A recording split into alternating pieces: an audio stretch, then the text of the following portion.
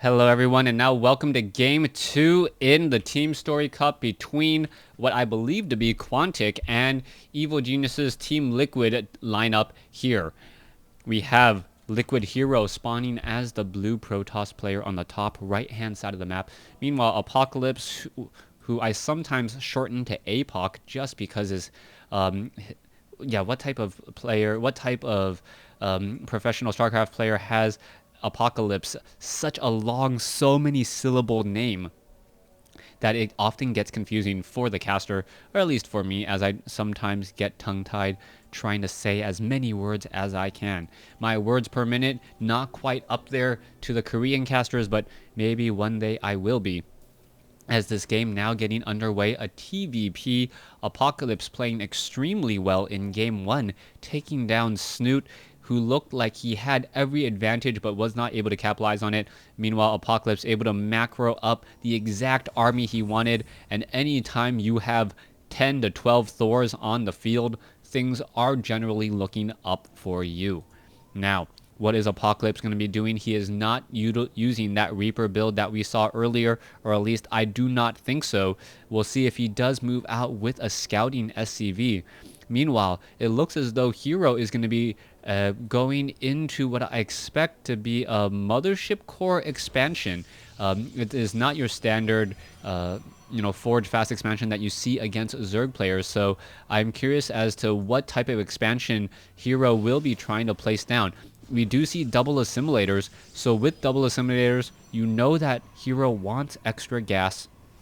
And what will that gas be used for? That's always the important question there. Now, curiously enough, Hero is hiding this pylon in the back over here. This is not a typical place that Terran players will scan out, or not a place where a lot of Reapers or SCVs will often run to. The upside to that is that you can hide your tech a little bit more easily. The downside to this, however, is that this gateway, this cybernetics core, is only operated off of one pylon. So everything does have a little bit of a risk, little bit of a reward, as we do have this scouting probe now just making its way around.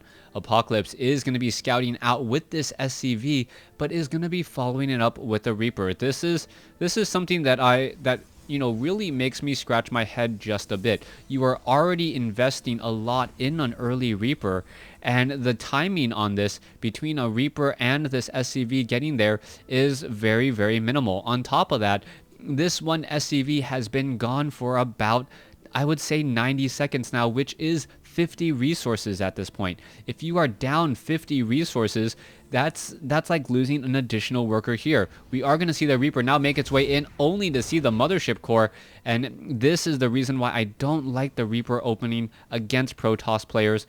Generally, if they do go for that Mothership Core, that Reaper doesn't scout anything at all. And now you have a fairly useless unit, as the Reaper does not do well against Stalkers, Mothership Cores, or even Zealots at times, as the Zealots are able to back away and get under the cover of a Mothership Core. Meanwhile, let's take a look at what Apocalypse is doing. He is now training up Stim. He may be going for a timing attack. He is getting up a lot of Marines here, and he is perhaps hoping to catch the Mothership Core if it gets a bit aggressive. A lot of times, I've seen Protoss players move out with this Mothership Core, hoping to pick off an SCV or two. That generally works out well against a teching Terran. Against a non-teching Terran who has 3 barracks and is researching Stim, that Mothership Core moves so painfully slow that Hero may end up losing this Mothership Core even if it tries to time warp or recall out of there. Trying to do the math in my head very, very quickly, I believe a time warped, if there is a time warp down, the Marines will not be able to catch up to the Mothership Core. The Mothership Core will be slightly faster, as we now see Marines now making their way over. Here you go. There is the Mothership Core, and there's the attack. The Mothership Core getting pushed all the way back, already down to 60 hit points. Very, very dangerous there, and all the Mothership Core can do now is lick its wounds, return home, and hope that it is able to cast a spell or two before it gets shot down later. Already took 70 points of damage, even though it does have 1 armor, and now simply returning back home here. All right. Oh, this is a nice touch by Hero. Hero now moving out with a hallucinated Oracle. The hallucinated Oracle will... Hi, Husky. How you doing? That hallucinated Oracle will back off here as we now see a scouting probe now taken down as well. Overall, harvester count 34 to 28. It does look to be even here as we are getting some more Marines now onto the field. That is a lot of Marines. Are we going to see Colossi? Hero has seen the Marine saturation and the Marine count, and I am surprised that we don't see a robotics bay yet. If these Marines decided to just walk up inside this base, even without medevac support, it could look to deal a lot of damage. Take a look at the army supply, 25 to 16. The only thing really going for the Protoss player is the fact that there is this photon overcharge ability on this Nexus. If the Marines try and take anything, it will get taken down rather quickly. Marines now chasing after those Stalkers. A second stim already being used as the Stalkers chasing after, or the Marines chasing after here, and there it goes. It does get taken down, but at what cost? 40 or 20 damage done to a handful of Marines, and now that photon overcharge will be able to shoot it down rather quickly. This mothership core does have maximum energy. There you go. The Marines are now trying to charge their way up. This is not going to work out well. Combat shield needs... Oh, just gets completed. And that poor Marine dies in horrible, horrible agony. Doesn't even bait out a photon overcharge. Hero being very, very careful to say, you know what, I do only want to cast that photon overcharge if you're going to be committing to an attack. No committing on an attack there. Robotics Bay is now done. Colossi should be coming out momentarily as we now see Zealots cleaning up this 9 o'clock position. I was going to say, Apocalypse doing a great job trying to establish an expansion while moving forward. All right, are these Marines going to catch these Stalkers? Yes, it looks like one Stalker will get taken down, a second Stalker taken down, but a handful of force fields followed by the photon overcharge going to make this trade relatively even here. Beautifully done. Let's take a look at the losses. Hero losing just a little bit more as we are getting a command center up and running here at the 9 o'clock position. All right, Apocalypse knows that there is a proxy pylon set up somewhere, most likely here on the high ground location, and this pylon will get taken down. So far, 84 supply versus 74. Hero does have a slight worker advantage, but nothing to really point out to make a difference as there are mules on the field. Nexus now coming in here at the 3 o'clock position. Observer standing next to all these Marines and Marauders, and this may be the problem of Apocalypse. He doesn't have medevacs yet on the field. This is significantly delayed, and he is unable to really do much with these Marines and these Marauders. On top of that, the Colossi has made its way out onto the field, and with one Colossus on the field, that is still going to be a very large threat to the Marauders and the Marines. The Marauders and the Marines are going to try to engage a beautiful and second time warp. The Colossus, oh, gonna get taken down. Doesn't even bother to fight back there. Able to stim past. But that Colossus did clean up many, many units. Now let's take a look back here. We are going into medevacs, but Apocalypse would really like to be able to train up some Vikings as well. That's the problem when you do go for that triple barracks opening. You are much stronger early on. You are able to put a lot of pressure, but Hero responded beautifully, got the force fields down, used that photon overcharge, and also used the opportunity where the robotics facility was up to train Colossi, even though we do not have the extended thermal lance range, extended thermal lances done yet. All right, things have now evened up a bit. Only 2 medevacs on the field, and we are now transitioning into Viking production. This is one of those situations that Terran players don't want to be in. Perhaps Apocalypse should set up a second starport with a reactor in order to double train medevacs and double train Vikings. The problem is you don't really need the production of both later on in the game. So perhaps Apocalypse is trying to perhaps extend the game long enough, as we do have one observer getting taken down there. Coming back, Stalker is going to scout or take down this scouting SCV, extended thermal lance range, and charge about to be have been started. Extended Thermal Lance could be chrono boosted out as we now see the Stalkers trying to engage. Vikings have arrived, but there's only 2 Vikings here, and the Stalkers already have Blink. With that Blink advantage, able to blink forward once more with that Blink advantage, and only 2 Vikings on the field, Apocalypse will still be forced to train up more and more Vikings. Alright, Medivacs now on the move, but they're going to fly straight over this proxy pylon and this observer. This drop is pretty much going to get intercepted. No, actually, Hero may not completely miss this, as we can see that the Medivacs are now coming in. All right, the drop could be coming in any moment now. It could be coming in. Wait for it. Wait for it. Here we go. Dropping inside the main base pylon. There you go. Dropping as soon as you are within sight range, as the Marauders and the Marines now coming across. All right, what's going to be happening here? Try to take down this pylon, but there is a second pylon powering more buildings.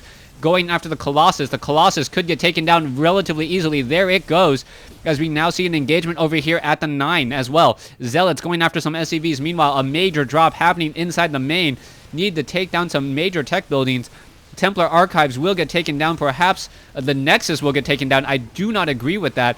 With the Robotics Bay and the Twilight Council nearby, those are much more prime targets that have significantly less hit points. All right, let's come back to see what's going to be happening here. Marines and Marauders and and Hellbats now making their way over. Zealots going to be cleaning up some of these Marines and Marauders here, as the SCVs now going back to work. Hero still down by about 30 supply, but still in a good place. 170 versus 136. You can take a look. The upgrades are currently sitting at 2-2 versus 2-1, soon to be 3-2, but 3-3 upgrades coming in as well. Psystorm has yet to be started, as the Templar Archives was taken down moments ago.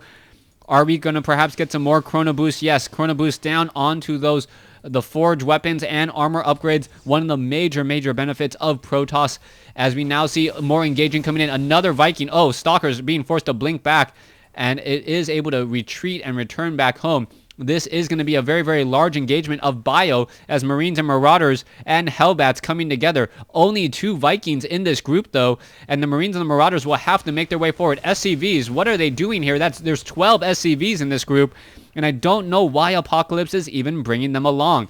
There are now, I believe, 6 Medivacs in this group here. Colossi ready to go. Are we going to get a Time Warp? There's a Guardian Shield. And what is happening next? Force Fields coming down, and Hero, this could be the battle that saves him, as he's now seen at 130 versus 154. Archons now trying to engage. Stalkers have arrived here as well. Colossi still in the backfield, doing everything. 3 Colossi plus Archons, and Apocalypse coming up against the Protoss meat grinder, and absolutely going to be losing a lot of units here. 2 Medivacs go down, and wow, Hero in a beautiful hold, down so much supply, able to hold that off. Apocalypse was not in the best position at all, and now Apocalypse has lost a bit more than he bargained for. Now down to 4 Medivacs. Stalkers are engaging. We could have a blink forward. No, does not want to blink into the vents over here. That fog, just so scary. You don't know what's on the other side, as we now see that the Marines and the Marauders are pushing in again. There are some force fields. Colossi have engaged. There you have it. However, what's going to be happening? Sentries, Stalkers now engaging again, and Hero being very careful to move all of Colossi into the back. Hero realizes that he cannot simply run. He needs to engage somewhat, and he's actually trading fairly well here, taking down a lot of the Marauders and the Marines. All right, let's go after it once more. It looks as though the Colossus will get taken down. And is it going to perhaps take down another Medivac? No, it is not. But we are only at an 11 supply difference between these 2 armies, as there are still SCVs here. Workers killed 13-22. Hero now coming out ahead. Not sure why Apocalypse decided to sacrifice so many SCVs in that engagement, as the SCVs really didn't tank that much damage. The Colossus, with their splash damage, was getting free damage onto those SCVs, as we're now looking at a perhaps Marauder drop over here on the bottom right-hand side of the map. Does Apocalypse know about it? Yes, he does. Meanwhile, a Warp Prism drop happening on the other side. Drops. This is rather funny. 2 ships passing in the night, and both of them going, you know what, I know you have a large cargo, and the Warp Prism's like, yeah, I got a larger cargo. I got a handful of warp gates back at home. What can you do about it? All right. The walk of shame as this orbital command finally lands. 34 workers here. Beyond saturation, needs to establish up a couple of buildings there, as it looked as though there was a drop here just moments ago, but the Nexus has absorbed enough of that damage, and now nothing really to worry about. Let's take a look at this. 149 versus 148. Hero playing extremely well, and Apocalypse now trying to hold on to any advantage that he had. You can see a Viking fleet off over here, as now SCV is getting taken down. A beautiful, beautiful Psystorm. I don't know how many workers were killed. Wow, 39 workers killed.